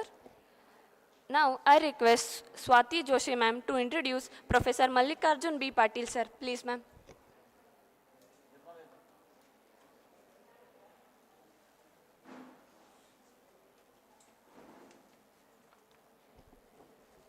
Good evening, everyone. It's an honor to introduce Dr. Mallikarjun B. Patil, sir, a distinguished academician and researcher in the field of mathematics. Sir currently serves as Professor and Chairman, Department of Studies and Research in Mathematics, Tumkur University, Tumkur. With extensive experience in teaching, research and academic administration, he has made notable contribution to the domain of convective flow, heat transfer and magnetohydrodynamics. He holds a PhD in mathematics from Gulbarga University, Kalburgi. He has 43 publications in reputed national and international journals, presented 32 research papers at various conferences, and delivered 9 invited talks at prestigious national and international academic forums, covering advanced topics such as differential equations, mixed convections, thermal radiation effects, chemical reactions, etc. Apart from his research credentials, Sir held several key academic administrative positions, including Dean of Science and Technology, Academic Council member, Registrar in Charge, Syndicate member, Director of College Development Council, Finance Committee member, Special Officer to Exam Section, and Chairman for various boards of studies and examination committees. With this brief introduction, once again I welcome Sir. Thank you, Sir, for your presence.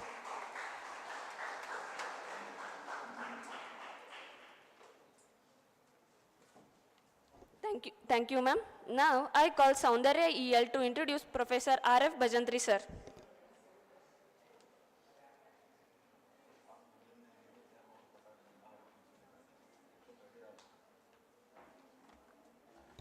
Respected dignitaries on the dais and off the dais, good evening everyone to present here. I am Soundarya Laglur. It is honor to have our guest of honor, Dr. Rajshekhar F. Bajantri sir, who have warmly accepted our invitation to this event. Dr. Rajshekhar F. Bajantri sir is a professor and chairman of physics at Karnataka University, Dharwad. With over 24 years of experience in nuclear and condensed matter physics. His research focuses on polymer, nanocomposites, ion-conducting materials, and energy storage devices. He has guided 11 PhD students and received several awards, including the SERB Young Scientist Award and multiple Best Research Publications Awards. He also recognized for his contribution as reviewer for leading scientific journals. Thank you. Thank you very much.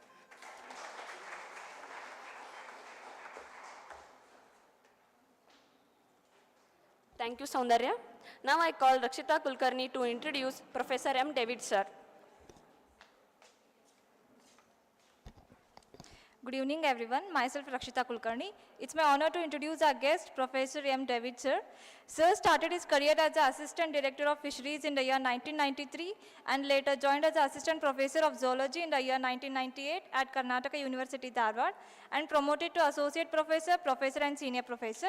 Dr. David, sir, has served as the Chairman of the Department of Zoology and Coordinator of the Department of Applied Science. Sir served as a principal investigator in DST, promotion of university research and scientific excellence. Sir has published more than 172 research articles in international journals, 2 books and 25 book chapters. Sir has guided 28 doctoral students, 5 MPhil students, 2 postdoctoral fellows, and 8 doctoral students are currently working under his guidance. Sir has handled over 6 major research projects sanctioned by central and state government funding agencies such as UGC, DST and DBT. Sir has stayed more than 60 faculty training programs and more than 80 national and international conferences and seminars. Dr. M. David, sir, is a recipient of many prestigious awards such as APJ Abdul Kalam Award 2024 for Outstanding Researcher, Lifetime Achievement Award in Fisheries Science, Environmental Toxicology and Nanotechnology 2024, Distinguished Scientist Award 2024 in Environmental Biology and Molecular Toxicology, Outstanding Research Award 2021 by VD Good Technology Group, Pondicherry, Global Faculty Award 2021, International Best Researcher Award 2020 by Science for the Organization, National Nature's Friend Award 2020, EET CRS Top 10 Award 2019 by Education Expo Organization, New Delhi, Fellowship of the Year 2017 by National Environmental Science Academy, New Delhi, Dr. APJ Abdul Kalam Teaching Excellence Award 2017, Environmentalist of the Year Award 2006 by NESA, New Delhi. Sir is an active member of many state and central research organizations as well as an editorial board member of research and paper evaluator for many international scientific journals. Sir's research papers have been cited more than 2,958 scientific journals. He is the governor of the nominated member of the Board of Appointment of Kerala State Universities, Kerala.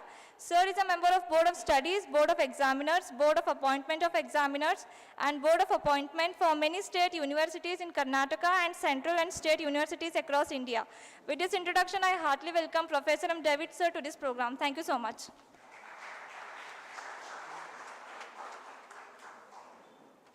Thank you, Rakshita. Now I call Manjunath Bajantri to introduce Professor S.S. Busnath, sir.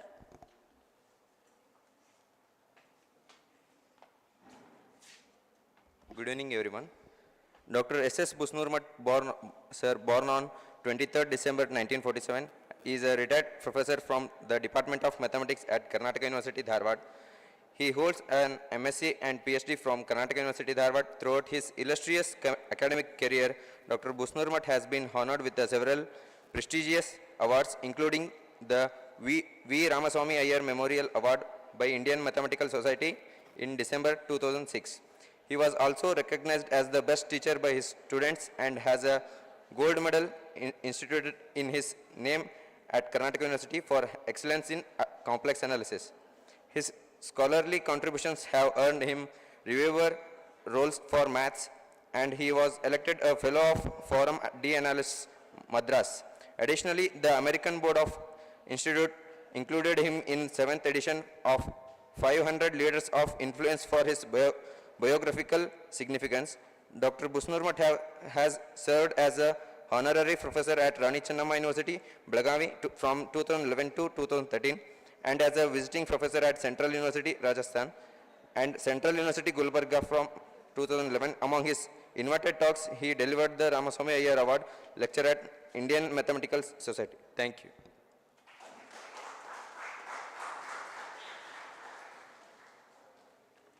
Thank you, Manjunath.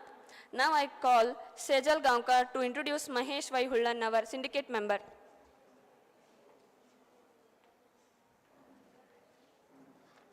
Very good evening, everyone. Respected dignitaries on the dais, of the dais. I am Sejal Gaonkar, here to introduce one of our chief guests, Mahesh Y. Hullan, sir. Sir, born on 19th October 1968. Sir have completed MA in History and Archaeology from Karnataka University, Dharwad in 1995.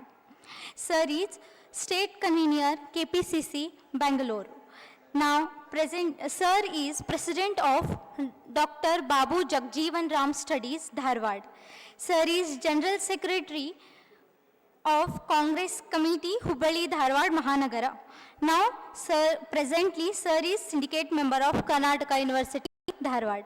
Thank you for this opportunity to introduce Sir. Thank you.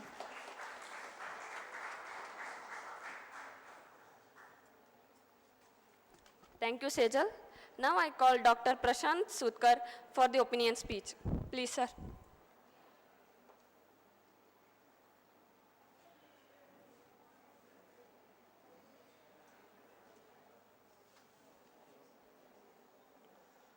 Good evening, my dear friends and colleagues, and honorable dignitaries on the dais and off the dais. I am Dr. Prashant Sutkar from Science Institute, Nanded, Maharashtra. Firstly, I appreciate the teamwork of all PG students, research scholars, and Chairman Professor Sharal Shetty sir, Professor PG sir, Professor Ramane sir, Professor Dayanwal madam, and Asha madam, and all teaching and all teaching, non-teaching, and supporting staff of this department for the huge success of this conference. There are 72 invited talks delivered by all resource persons from all over the world on all disciplines of mathematics, statistics, and some few applications of mathematics in day-to-day life. The invited speakers are from all over the world. It reflects that the conference is fruitful and very much informative to all students or learners of mathematics. The knowledge shared by resource person is very recent and advanced. It is helpful for a new researcher for their beginning and to understand the subject very well. The food served during the conference is very tasty and it is like my home. It is very hygienic also. The accommodation is very cool and pleasant as the environment of this Karnataka University is very good and it is flourished with all green trees and green plants. So it is very good for me. During this conference, I have enjoyed a lot. And the last one, the overall arrangement made by Karnataka University, Dharwad is very good. And I appreciate the efforts taken by Wrangler Paranjpe in the development of this department and the university. So the conference reflects the future plan or the past plan of Dr. Wrangler ex-VC Paute sir, and it is one of the institute that who have good strength in mathematics, because I suppose or I feel that the mathematics is organizing many events during the last few years, as national workshop on NetSet, some workshop on softwares, and this conference also. I appreciate all the efforts taken by Paute, and that same efforts and are to be continued by chairman of this department, Shetty sir, and all professors of this department. It is very good department to explore or to learn or to interact in future also. I thank for giving me opportunity to talk over here. I thank for the one thing that I observed that in my state or in other states, I observed the students are very professional students are there. Here, the students are very polite and they are very careful. So it is the best thing that we have it now, and it will be continued in future also. Thank you all.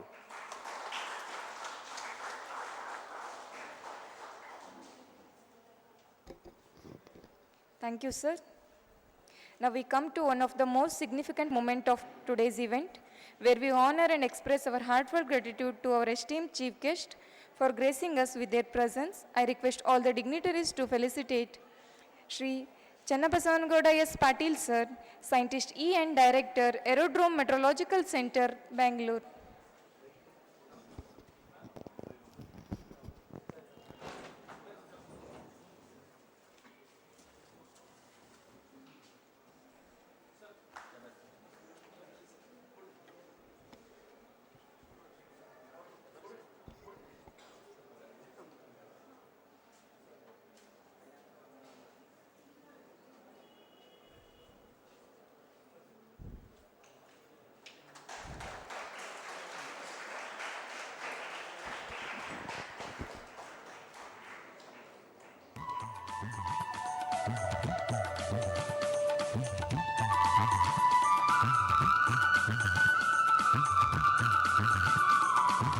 Now I request all the dignitaries to felicitate Professor C. Krishnamurthy Sir, Finance Officer, Karnataka University, Dharwad.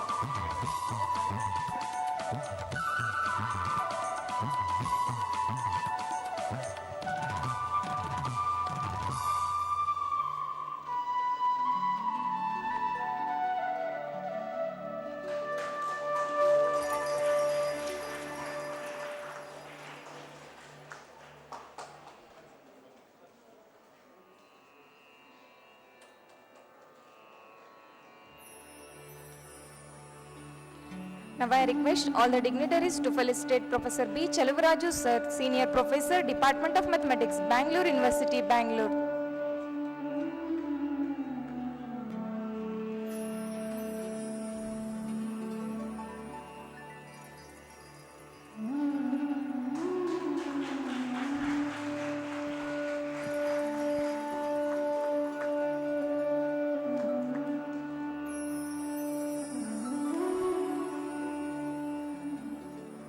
Now I request all the dignitaries to felicitate Professor Vishwanath B. Outi Sir, Senior Professor, Department of Mathematics, Rani Chennamma University, Belagavi.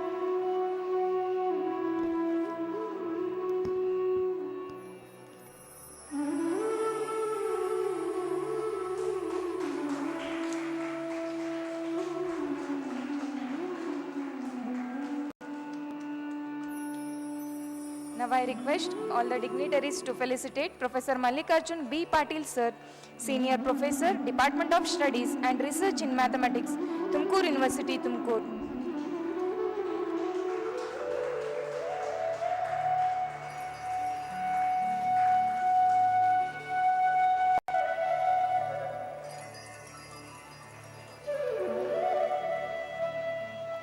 Now I request all the dignitaries to felicitate Professor R.F. Bajantri Sir, Nodal Officer P.M. Usha, Senior Professor, Department of Physics, Karnataka University, Dharwad.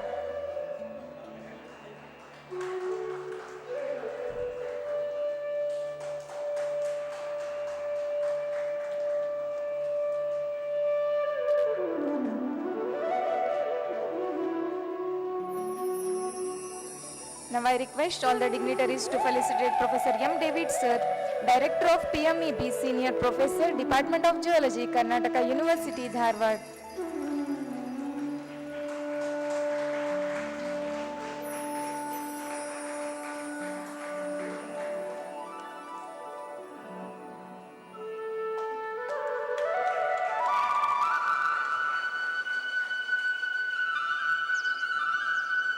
Now I request all the dignitaries to felicitate Mahesh Hullanavar Sir, Syndicate Member, Karnataka University, Dharwad.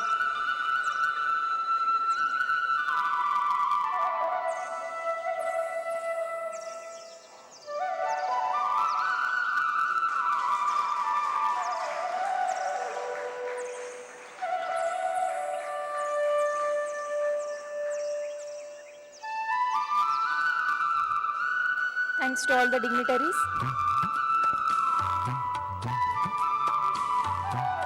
Sharing an opinion is an important part of every event. Opinion is the medium of encouragement, improvement, and appreciation. Now it is time to share.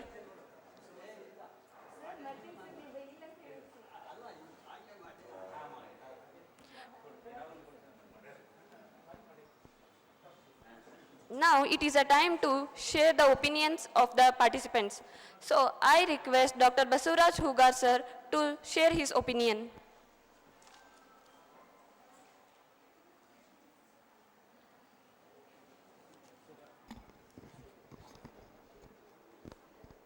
Honorable dignitaries on the dais, of the dais, teachers, research scholars, students.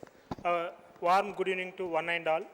Firstly, I thank to the Vice Chancellor Sir, Registrar Sir, KUD officials, the active chairperson of the department, Professor S. Shiva Shetty Sir, organizing organizing Secretary Sir, H.S. Ramane Sir, Joint Organizing Secretary Sir, Professor P.G. Patil Sir, the Honorable Madam, Asham Madam, research scholars, students, for successfully organizing this 3 days international conference, which was a very grand success, and we felt very happy and inspired by this international conference, and we have inspired by the knowledge by the resource persons, and we are very much happy about the hospitality, care, all the arrangements with zero error taken care by the students, teachers, everything. We are very much thankful to the all of you for organizing such a grand and big international conference at this Karnatak University, sir.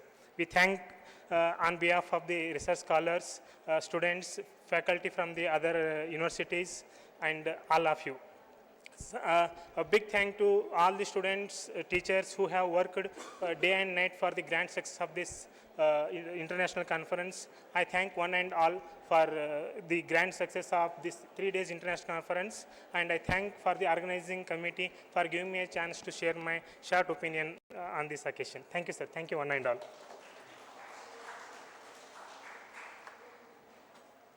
Thank you, sir. Now I call Shrikant sir to share his opinion.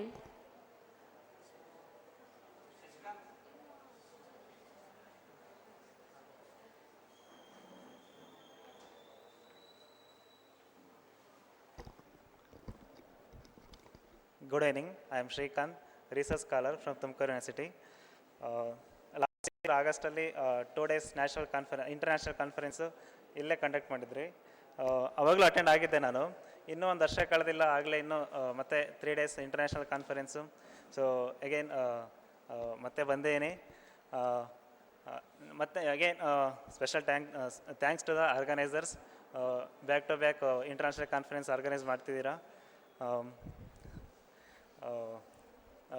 Actually ಈ ಸಲ hybrid ಮಾಡಿರೋದ್ರಿಂದ online ಮತ್ತು offline, ನಾನು ಸ್ಟಾರ್ಟಿಂಗಲ್ಲಿ ಅಂದ್ಕೊಂಡಿದ್ದು ಆನ್ಲೈನಲ್ಲಿ attend ಆಗೋಣ ಅಂತಂದು. But ನಮ್ಮ ಪಾಟೀಲ್ ಮಲ್ಲಿಕಾರ್ಜುನ್ ಸರ್ ಯಾವಾಗಲೂ ಹೇಳ್ತಿರ್ತಾರೆ, ಕಾನ್ಫರೆನ್ಸ್ ಅಂತ ಇದ್ದಾಗ ಆಫ್ಲೈನ್ ಹೋಗಿ ಅಟೆಂಡ್ ಆಗಿ ಒಳ್ಳೆ ಎಕ್ಸ್ಪೀರಿಯೆನ್ಸ್ ಸಿಗುತ್ತೆ ಅಂತಂದು ಹೇಳಿ. ಸೊ ಇಲ್ಲಿ ಬಂದಾಗ ಅದು ಅನುಭವ ಆಯಿತು. ಎಸ್ಪೆಷಲಿ ನನಗೆ ಇಲ್ಲಿ ಇಲ್ಲಿ ಬೇಕು ಅಂತಂದಾಗ್ಲೂ ಸ್ಕಾಲರ್ಸ್ ಆಗಿರ್ಬೋದು, MS ಸ್ಟೂಡೆಂಟ್ಸ್ ಆಗಿರ್ಬೋದು, ಯಾರಿಗೇನು ಕೇಳಿದ್ರು ಚೆನ್ನಾಗೇ ರೆಸ್ಪಾಂಡ್ ಮಾಡ್ತಿದ್ರಿ. ಸೊ ನಂಗೆ ಇಲ್ಲಿ ಬರೋದಕ್ಕೆ ತುಂಬ ಕಂಫರ್ಟೇಬಲ್ ಫೀಲ್ ಬಂದಿದೆ. ಓಕೆನಾ, ನೆಕ್ಸ್ಟ್ ಮತ್ತೆ ಯಾವಾಗ ಆರ್ಗನೈಸ್ ಮಾಡಿದ್ರು ನಾನು ಬಂದೇ ಬರ್ತೀನಿ ಇಲ್ಲಿಗೆ. Thank you all.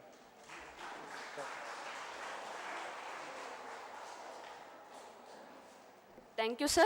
Now I call Sejal Gaonkar to share her opinion.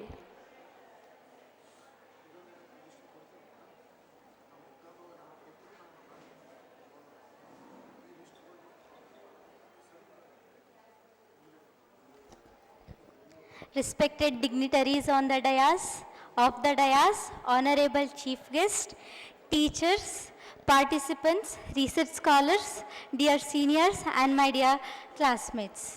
I would like to wish a pleasant evening to present over here. It gives me immense pleasure and deep sense of gratitude to share my opinion.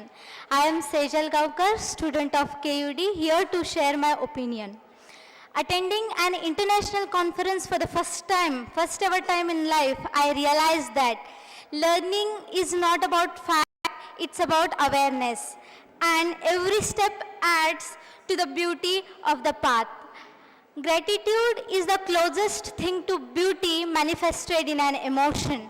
So here I take a moment to pay my heartfelt gratitude to our department for encouraging us towards academic excellence. Thank you for this wonderful opportunity to share my opinion in front of you all. Thank you one and all.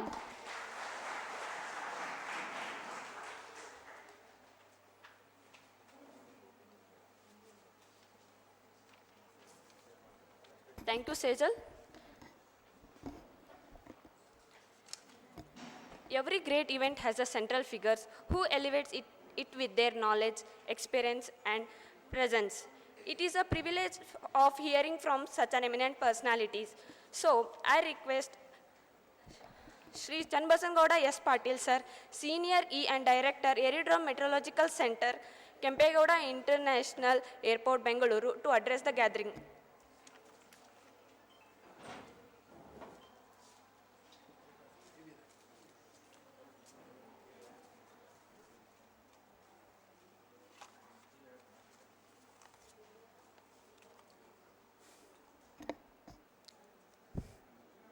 ಎಲ್ಲರಿಗೆ ನಮಸ್ಕಾರಗಳು. A very pleasant evening to everyone. This international conference is very well organized. I congratulate Professor Shiral Shetty sir and his group. And I also congratulate all the people who are beyond this, who are invisible.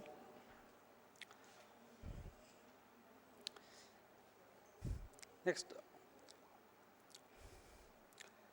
Honorable Vice Chancellor of Karnatak University, Dharwad, respected Chairman of the Department of Mathematics, esteemed university authorities, distinguished professors in the dais, researchers, students, and my dear friends.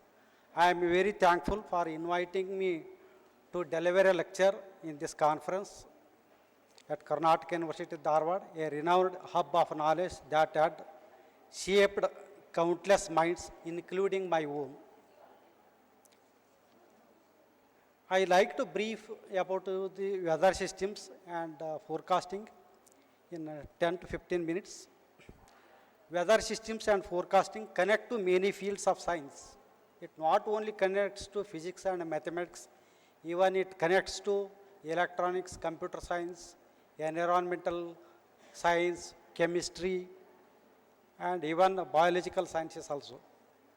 I am excited to share insights on forecasting, a topic essential to our daily lives and future.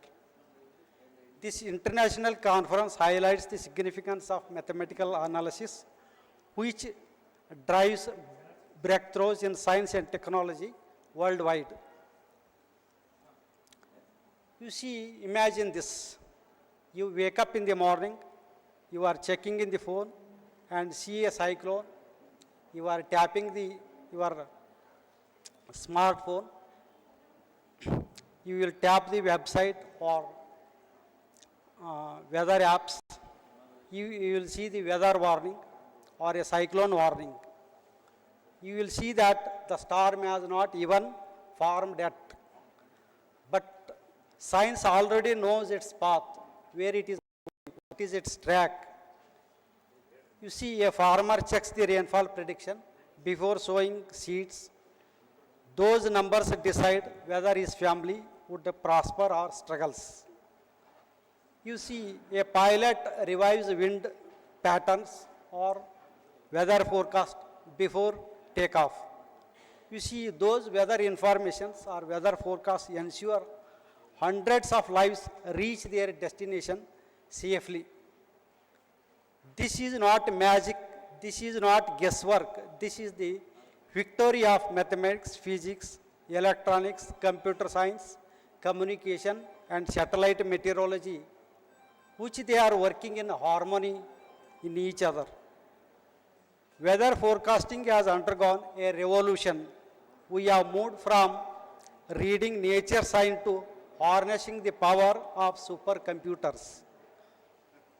A century ago, forecast was folklore, very primitive. Farmers gazed at the sky, sailors watched the seas, and storms came unexpectedly. In 1999, the Orissa cyclone killed 80,000 people.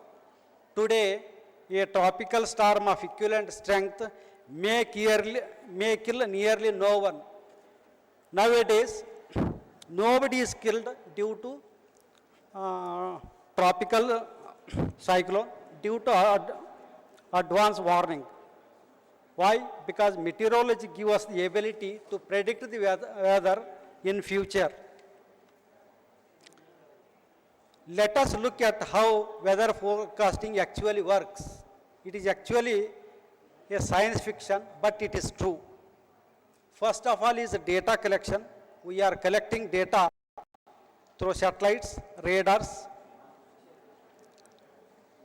automatic weather stations, manual observations, ship observations, buoys data, etc.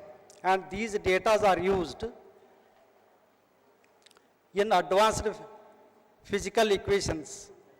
These models do more than estimate. They compute how air travels, how air warms up, and collides, allowing them to anticipate storms or sunshine before they occur.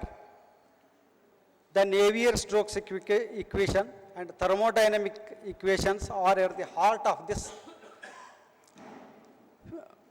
subject. The same physics that propels planes and kites. These are not merely formulas, they are the rules governing how air behaves. The fun fact is that Lewis Frey Richardson attempted this using pencil and pen in 2022. You see, it required some 67,000 people to calculate 24 hours forecast. But today supercomputers accomplish this work in few hours. Supercomputers are strong enough to simulate millions of weather events in seconds. That is how we predict a snowstorm or a heat wave or a cyclone several days in advance. Humans make it useful. How we understand it? We are getting the model output